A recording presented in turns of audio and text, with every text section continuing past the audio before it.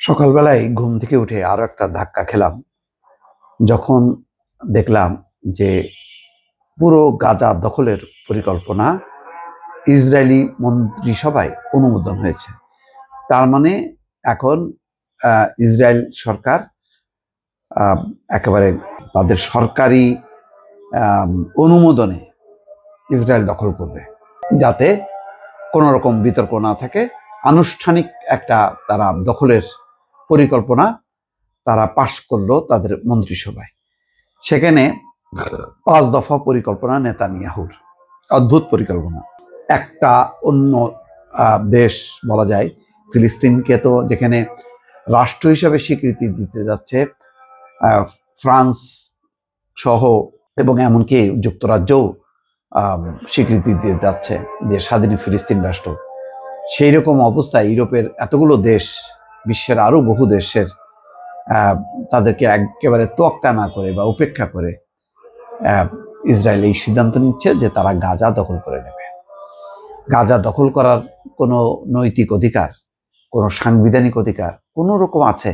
এখানে কি জাতিসংঘ কিচ্ছু নেই? আমার কষ্ট লাগলো আরেকটা কারণে, যে এত বড় পরিকল্পনার কথা কিন্তু গত কয়েকদিন থেকে শোনা যাচ্ছিল যে গাজা নিয়ে একটা ভয়ঙ্কর পরিকল্পনা করতে যাচ্ছে, এবং সাংবাদিকরা যখন ট্রাম্পকে প্রশ্ন করেছে বলছে যে গাজা দখল করবে কি করবে না এটা ইসরায়েলের ব্যাপার, এটা আমার কোনো ব্যাপার না। আমরা চিন্তা করছি যে গাজায় ক্ষুধার্ত মানুষের খাওয়ানোর বিষয়টা, মানে আর একটা সাইড দিয়ে সে এটাকে আড়াল করলো।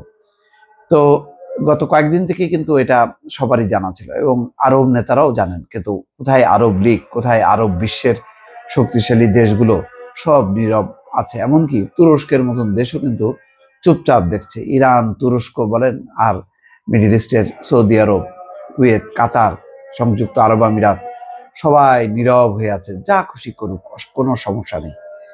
তো এটা তারা বুঝতে পারছে না যে গাজা যদি দখল হয়ে যায় তাহলে ইসরায়েলের শক্তিটা সম্প্রসারিত হলো, এবং অন্যান্য দেশও কিন্তু তখন কুপকাত হয়ে থাকবে ইসরায়েলের এইরকম থাবার মানে কবলে পড়ে, বা একটা থাবা বিস্তারের যেই হুমকি, সেই হুমকির মুখে সবারই কিন্তু নিরাপত্তা বিঘ্নিত হবে, আজ হোক আর কাল হোক। এখন হয়তো গাজা দখল হয়ে যাবে, গাজার আরো মানে 1 লাখ 2 লাখ মানুষ মারা যাবে, কিন্তু অন্যরা কি নিরাপদ কিনা, অন্যরা কি ডিকটেক্ট করবে কিনা, ইসরায়েল যা বলবে সেই অনুযায়ী তাদেরকে চলতে হবে কিনা, সেটাই কিন্তু এখন বিষয়।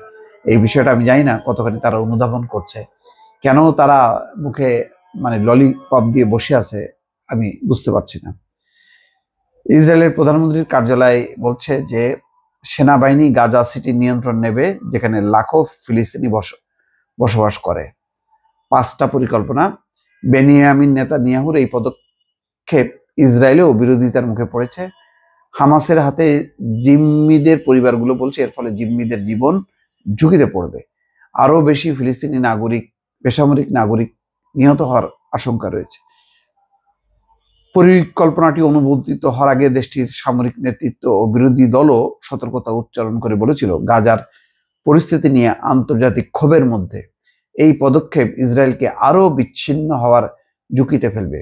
কালকে না পরশুদিন দেখলাম যে ইসরায়েলের সাবেক প্রধানমন্ত্রী কি সাম বেনেট, লেলিথ নাম, তিনি বলছেন যে নেতানিয়াহুর কারণে ইসরায়েল এখন বিশ্বে ঘৃণার রাষ্ট্রে পরিণত হয়েছে।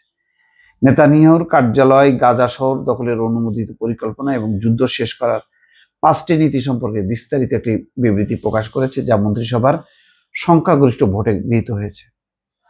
হামাসের নিরস্ত্রীকরণ, জীবিত এবং মৃত উভয় ধরনের জিম্মিকে ফেরানো 2 নম্বর।